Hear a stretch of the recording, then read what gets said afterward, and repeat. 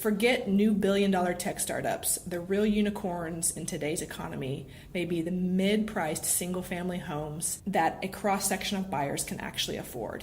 No segment of the housing market has so many potential buyers, just no scalable solution. So today we head north on 35 to visit with Ashley Phillips over at Impact Hub in Austin, Texas, to hear how they're helping folks build companies that are both for profit and for people. Hey, look! It's the Double Wide Dudes!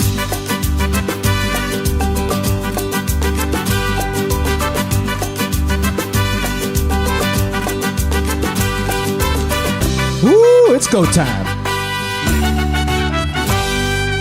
All right. Welcome back to another episode of the Double Wide Dudes. We're already sitting here in late February, AP. How's the year treating you so far? This has been a wild year so far, Mousetrap. Mm-hmm. I don't know about you, but these days are really just running together. I can't even believe we're this far into it. Yeah. I mean, this time last year, we were over at Geekdom, sitting in a brand new company, 2 months in, just get everything started, and it's crazy how just it's another year go by, you know? Yeah, and it's funny. We kind of come full circle. We left for a minute, but now we're back there again waiting on these toilets at the new office. Mm-hmm. With septic tank permits, inspections, all that. Toilets just don't happen as fast as you might expect. So, actually really cool to be back at Geekdom. I don't want to say permanently, because we're definitely going to be moving into the office as soon as everything's ready to go. Mm-hmm. But, I mean, you come and go from back and forth to Geekdom pretty often, you know? Yeah, I love that place. And sometimes it's just nice to get away from the kids at the house and from you guys at the office, just get some of that work done, right? Yeah. But it's awesome to have you guys back there too, and especially with that video rolling out where you're kind of the star of the show, right? Yeah. I wouldn't say a star, but I had a good time filming that, and it turned out great, man. It's really heartfelt story, and we don't want to get too much into it because we are gonna cover it on the next podcast or one of the ones coming up, but yeah, just a beautiful thing, man. Yeah, it really is. And again, Adam over at White Cloud Drones continues to do his thing. If you want to see it, it's on Facebook. We just put it up Friday, and it's a beautiful story, beautiful message of just overcoming what life throws at you. And like Mousetrap, like you said, we're going to get more into that next week. With the Smith family there. But what else is going on, man? Nothing much, man. I mean, it's amazing to have like a brick and mortar actual location. Yeah. It's just a beautiful thing, man. And it really seeing that place develop is every day you go in there and something new is getting done. Of course, it's still under construction. It's not 100% done right now, but that's the bulk of my excitement right now, getting all that knocked out. Yeah, 100%. And it is really cool to be able to physically walk someone through a home and show someone, what it is they're purchasing. But I think, for me at least, what's the most exciting about what we're building over there, it's not just, it's not just a Broston thing. We started as a new company last year, but, if those families who chose to buy from us last year didn't make that choice, well, then we're not building this location, So it was really... I guess validation from these families that, what we were putting together and trying to create as a team was exactly what they're looking for. And it just built into fruition, Yeah. Well, cool, man. What do we do for this episode? You took a drive up north, huh? Yeah. I went up to Austin, Texas there to visit with Ashley Phillips. She's the managing director of Impact Hub in Austin, which is a super cool collaborative workspace, kind of like Geekdom here in San Antonio. What their mission is, and Ashley will explain more here in a minute, they're a worldwide organization, and really their goal is to create entrepreneurs and to create startups that are really focused on making a social impact in their community. Nice. Well, I'm excited to hear it, AP. Let's jump right into the conversation. Hi, I'm Ashley Phillips, and I am the Managing Director of Impact Hub Austin. All right, so we're up here in Austin at the Impact Hub, and for those of y'all can't see it, this is just the coolest looking building. The decor is just awesome here, Ashley. What is Impact Hub? Impact Hub is a part of an international association of co-working locations, so there's over 100 around the world. And Impact Hub here in Austin, we have 2 locations, and it's a community and a co-working facility that exists to support mission-based ventures and creatives and activists in their work. So we are a community of people that believe that business and profit should be in the service of people and planet. That's awesome. Yeah. That's definitely in line with us at Bralston. What really drove us to Impact Hub and to make the trip up here, y'all have got a lot of folks working on the mission of affordable housing. Are there any individuals or companies that really stand out to you here at Impact Hub? Yeah, so we had an initiative recently in the fall of 2017 where we really wanted to focus on affordability in Austin, and specifically around housing. And there was a cohort of 9 teams that really kind of rallied around different housing issues, specifically around financing, efficiency, and policy and data, and how that data creates good policy, and how better data we can understand the issue more readily. And so in that cohort, there were a lot of amazing ideas. And I was just telling you earlier, there was this group that is called Affordable Central Texas, and Affordable Central Texas is actually a nonprofit that is the language is they're the sponsor of an equity fund called the Austin Housing Conservancy. And it's actually a funding vehicle for investors. And they, in a sense, acquire multifamily, naturally occurring affordable housing in Austin already that is, in a sense, primed to be bought and flipped and become like luxury condos and unaffordable. So this, the Austin Housing Conservancy, acquires multifamily units that are affordable. They preserve them, and then they tack rent increases to wage growth in the area so that it will always be affordable to our workforce. So targeting 60 to 120% MFI in the Austin area. And the hope is to raise $500 million in the next 10 years and to preserve 50,000 units for our workforce. And so that was one idea that came out of it. And I think what was really cool about that team is it's a social impact investing vehicle so that people can not only have a return on an investment that is really competitive in its asset class, but you're also continuing to create the Austin that is accessible and available to all, where you can have your teachers and your firefighters and your junior developers and your all of this workforce that we attract. We need to also give them a ways to live here and enjoy the city that they wanted to come and be a part of in the first place. Right. Yeah. Right. Yeah, Austin's nuts. It's, folks describe it as the Silicon Valley of Texas. Right. And when you go downtown, you definitely see that. But sometimes folks lose sight that when you build a company, you need people to work for you. Yeah. Or work for the company, and those folks have to have an affordable place to live. So you've been involved in social impact issues for a while now here in Austin, right? Yes. Yep. Mm-hmm. Why is affordable housing so important to a growing city like Austin or San Antonio or Houston? So this is interesting, and my mind just went down the rabbit hole. And when I think about affordable housing, this is one actually conversation that came up within the cohort, because people were like, well, what is affordable housing? And so there are 2 pretty specific kind of buckets when we think about affordable housing, and one is what people call capital A affordable, which is subsidized housing for members in the community that aren't able to find a product on the market that is going to be able to be what they need. And then there's the naturally occurring affordability, which is something that's a product that's not subsidized that the workforce can buy. And what we're finding, every single community needs, capital A, subsidized, affordable housing, and different communities do that better than others. But it's something that is there and that most communities need and have.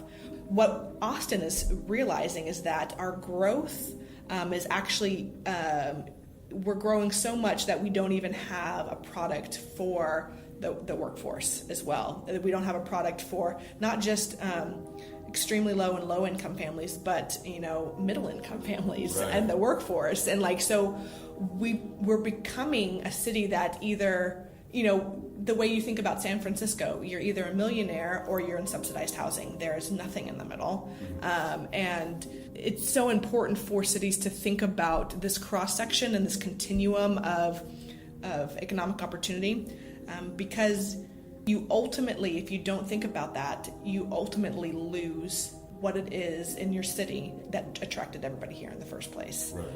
So in your position, you get to work with folks at the city, with folks in business that are, their job is to bring profit to their shareholders, and then also to social conscious entrepreneurs. You were talking about how all three have a lot of common ground. What do you see that all three of those folks or those groups have in common when it comes to affordable housing? So from a very, from local government perspective, it's incumbent upon our leaders that we elect and the staff that is employed by the city of Austin to create the infrastructure and the policy that caters to the needs of our citizens. So when people can't live here anymore, that's automatically a local government issue. Now, we are strapped a bit because of federal law as well. And so there's not a lot of it. So government can't be the be all end all. They don't have all of the tools that they need. They don't have the space to do everything that they want to be able to do. And when they even try, sometimes, we get our hands slapped. And so, there's an embedded desire and need by government to create a system that speaks to and meets the needs of its citizens. So that's already embedded. And then, we think about kind of our for-profit or our business community. I think the common ground is,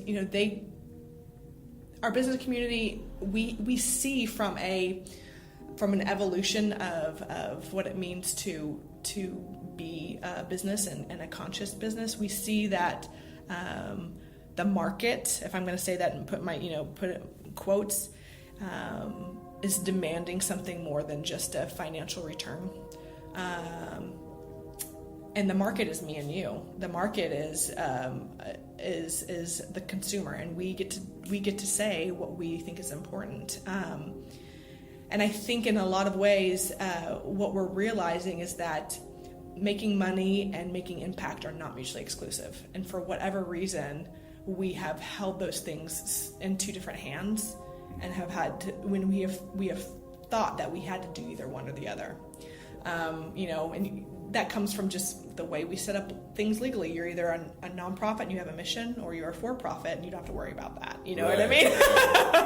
And so, and that's just a byproduct of kind of how things have been set up before. And so you see the rise of like the B Corps, who get to think about more than just the bottom line. You see the rise of impact investing. You see, Blackstone, which is this huge asset manager, has the most assets under management, I think, in the nation.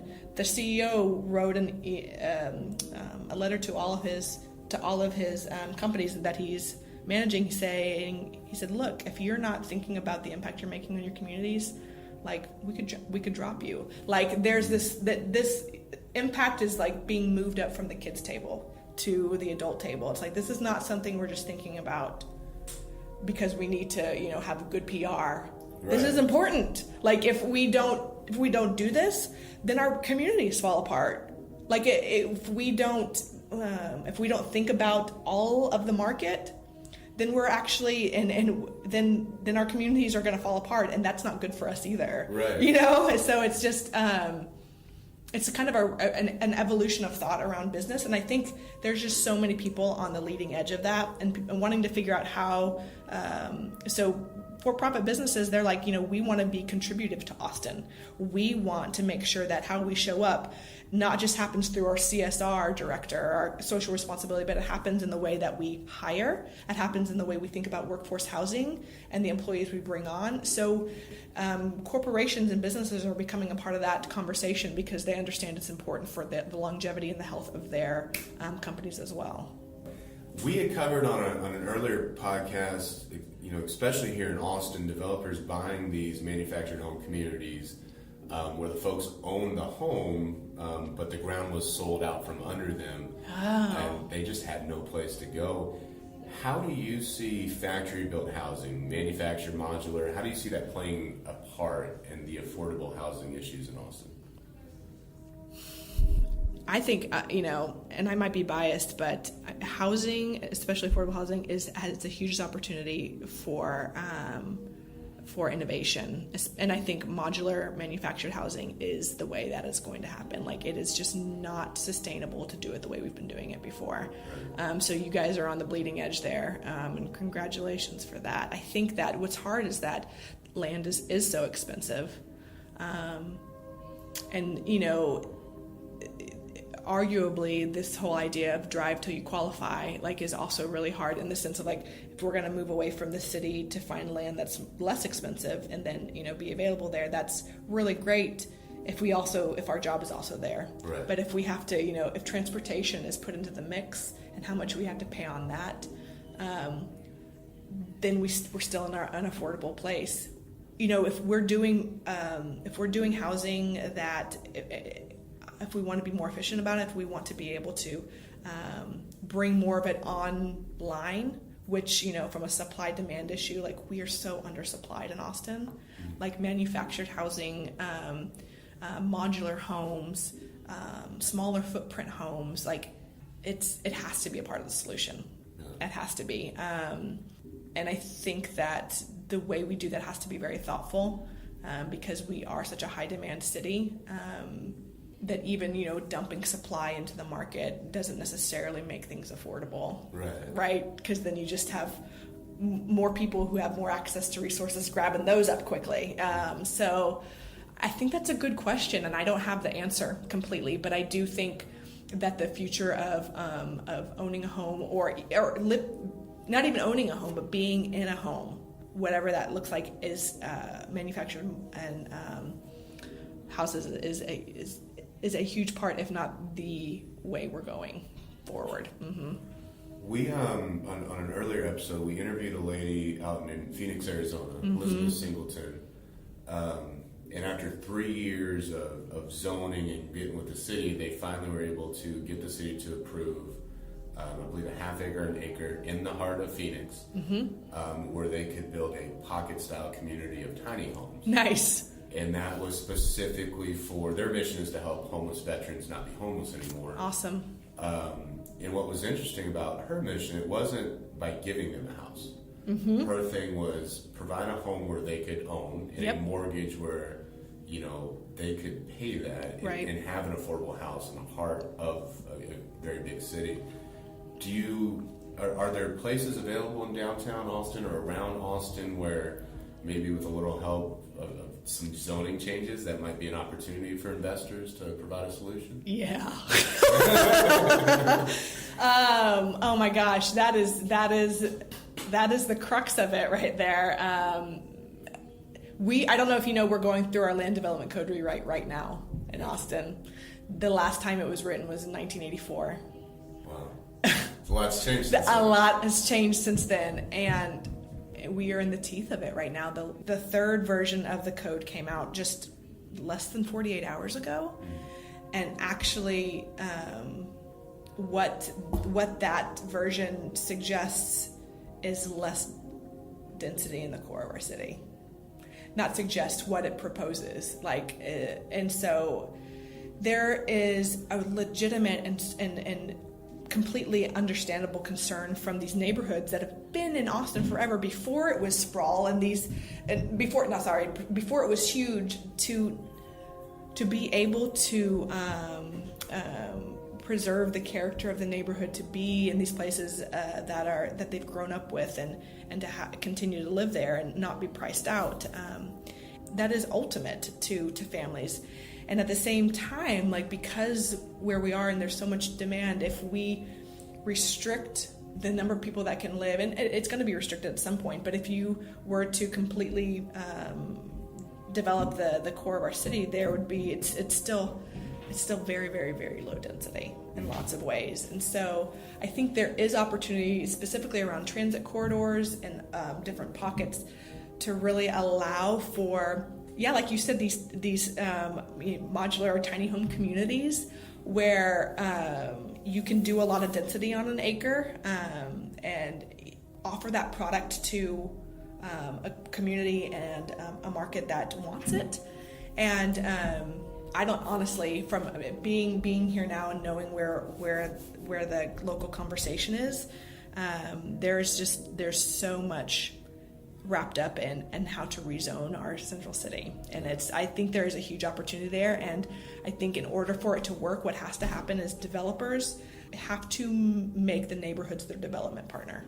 Like, if that makes sense, they have to include the neighborhood in what it looks like, in order for it to actually be have stakeholder buy-in.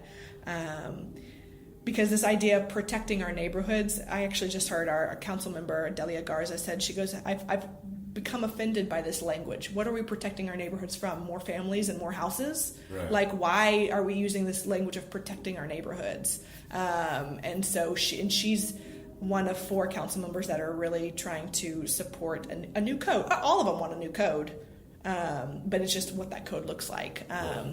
But that was one thing she said that I thought was an insightful comment.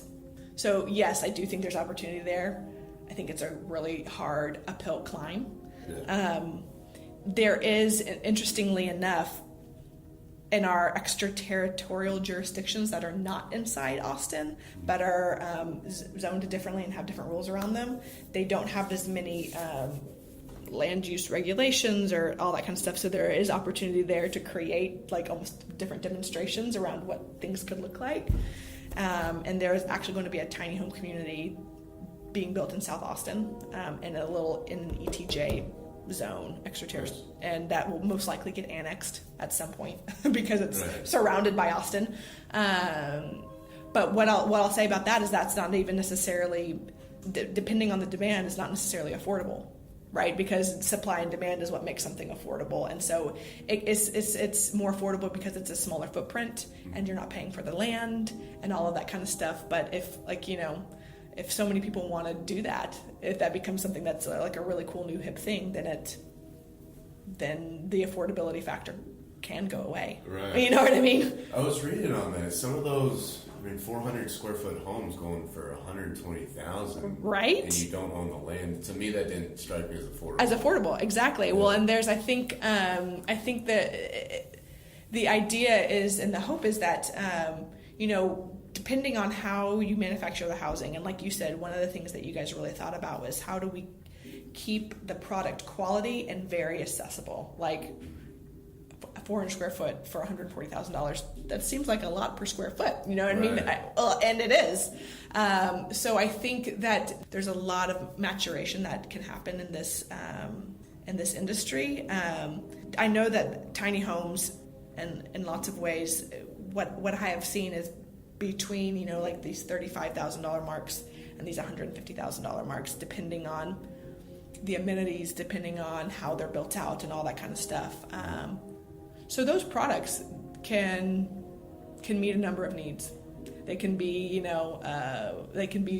extra unit on some, a wealthy person's lot where they put their, mother-in-law. Right. Or they can be, a young professional wants to start their own life and have a little bit of an investment and build equity and then move up.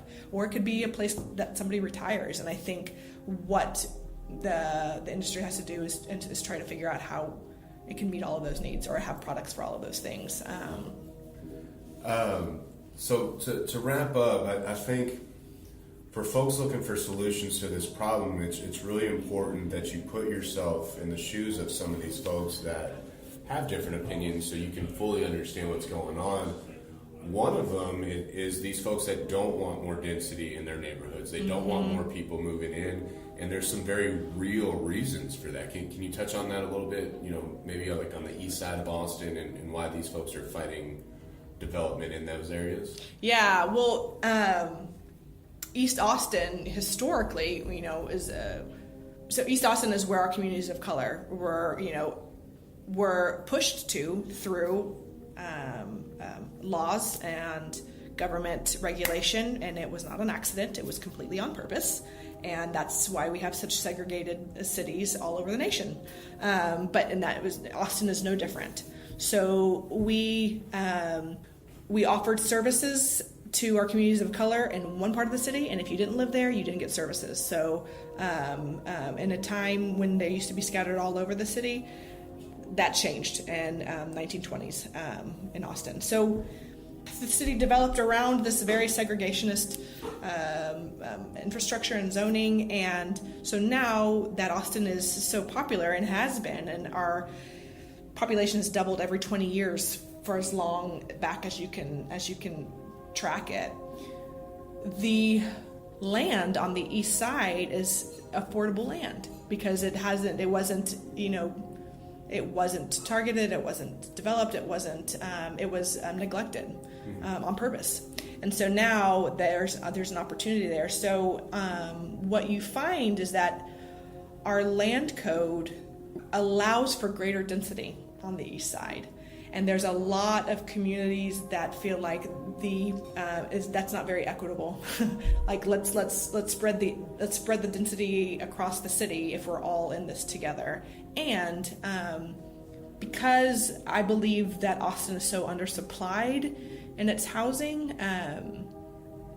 creating more demand doesn't necessarily create more affordability. It just creates more opportunity for people who want to be here and to displace communities that might not have the ability to stay when they really want to. So to get to your point, I think communities that have been generationally on the east side and they have homes that have been passed down, obviously one thing that is driving displacement is property taxes, and then this desire to this anti-density desire comes from this honest and very genuine and legitimate belief that density is not going to help them stay where they are. It's just going to create more opportunity for people to come and displace them. I mean, that's very real, and I don't have an answer to that at all. And also what I know is that we can't stay where we are now. Displacement is happening now too. So what is the answer? And that's the elusive question. And honestly, there's got to be more relationship involved in the answer, because we can't just create a system or a program or this or that fixes the issue. There is a lack of trust in these entities, and I don't know if we can create an app to create trust. You know what I mean? So how do we? But maybe we can. Let's figure that out. It's talking. Like you said, getting developers involved with the neighborhoods. We're seeing this a lot in San Antonio too, on the east and west side, where those parts of town were neglected over the years. Mm-hmm. But now, as the downtown tech scene in San Antonio grows, east side's getting more attractive. Investors are coming in, taxes go up, and families that own their homes. Right. They don't even have a mortgage. They just can't pay the property taxes, right? Taxes are going sky high. So on the flip side of that, we were talking about developers, and just doing nothing is not an answer. Right. Right. So there has to be a solution. Developers are part of that. And a lot of times developers get a bad rap for jacking prices up and kind of being the money-hungry part of this conversation. But in many cases, they have to charge higher costs because of the process of permitting, impact fees, this and that. Are there solutions there in working with the city to reduce the burden on developers, which in turn reduces the burden on home the buyers? home buyers. I think there's huge opportunity there, and this has been a conversation. Austin has an innovation office and innovation fellows, and one of the things that the city at large and the community at large really wants to find a solution for is systematizing and making our permit process a lot more efficient. And there's huge opportunity there. I mean, just digitizing things and making things like you were showing me the app that you guys have that just helps understand what is needed, where you are in the process. Like, there's horror stories from developers that from, site plan to permitting to this to that, like 2, 5, 7 years. Yeah. And there's carrying costs that come with that because they're paying for that land every single month. And then right now also another thing is construction costs are through the roof because there's so much of a labor shortage in construction right now. So people, developers will say, I can't fault my guys, but like halfway through a project, they're getting offered, $3 more an hour to go do something else. And so they switch and, we get stalled and we have to figure out more, labor and construction. So like there's just, which goes to the modular thing, right? It's like, how can we make this more efficient? So there's a lot of opportunity. And I think, developers get a bad rap for a reason. Stereotypes are, there's always a grain of truth in some things, but it's not true across the board.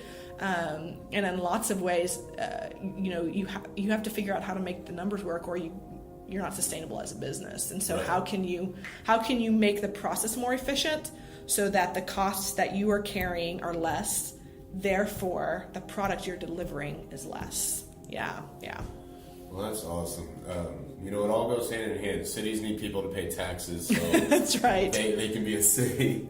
Developers need affordable housing so that their workforce can be close to where they're developing. And there's definitely a solution. I think it starts with believing that people are inherently good. Yeah. And really trying to, instead of make them the enemy, really trying to have a conversation and understand where they're coming from and realizing that maybe they have this fear because of this and this, and it's a valid fear in their mind. And I think that's how solutions are made. If there's someone listening that wants to join this movement, how do they reach Impact Hub? How do they learn more about what you guys are doing here? Thank you. So the easiest way is go to impacthubaustin.com. There's a tab at the top that says accelerators, and you can read more about the Affordable Housing Accelerator. You can read about the Workforce Development Accelerator. You can get in contact with us at any point. There's tons of ways to get in contact with us and to find out how you can be a part of the community, be a part of the dialogue. And we, there's room for all, and we definitely don't have the unicorn yet, and honestly I believe in lots of ways there really is none. It's just heads down hard work and a lot of good people doing that together, and like you said, believing that people are inherently good, and doubling down on relationship, and that being the way that we can actually get to solutions. So awesome. Yeah. Well, thank you so much. Thank you, man. Join us on the Double Wide Dudes. Well, you guys are doing such great things. Like I appreciate so much the focus on the community that has been and the market that has been completely left out of this conversation in lots of ways, and how you guys are really focusing on those families in that community. And then, like you said, being in the middle of geekdom down there in San Antonio, you're like, we didn't know that we were going to be like have a tech part to our company. Right. Like, that's so amazing. So in this very real way, that this very tangible need in housing and tech go hand in hand. Yeah. Like, we need to see more models of how that works. So appreciate what you guys are doing and the heart behind it. You got a new advocate in me. Awesome. Yeah. Well, look forward to showing you around geekdom. Absolutely. Well, yeah, that's awesome what they're doing up there, AP. She'll fit right into geekdom. Yeah, I'm excited for her to come down and check it out. Austin and San Antonio, we're so close as cities, and really here in the not too distant future, we're kind of going to be one giant city. Yeah. So we might as well start working together as one to figure out some solutions to problems that both cities are seeing right now. Absolutely. And, affordable housing is definitely one of those. Mm-hmm. It's just awesome to be working with you and Jason and Ernest to come up with our version of a solution. Mm-hmm. Yeah, I'm excited to be part of the solution and see what comes about. Thanks for tuning into this episode, guys. On the next one, we're going to cover in detail on the Smith family. I know we talked about it earlier, but they're the real star of the show. I encourage you guys to go to our Facebook or YouTube and see the video if you haven't checked it out already, to see their journey from Hurricane Harvey to getting into their brand new home. Thanks again, and we'll talk to you on the next one.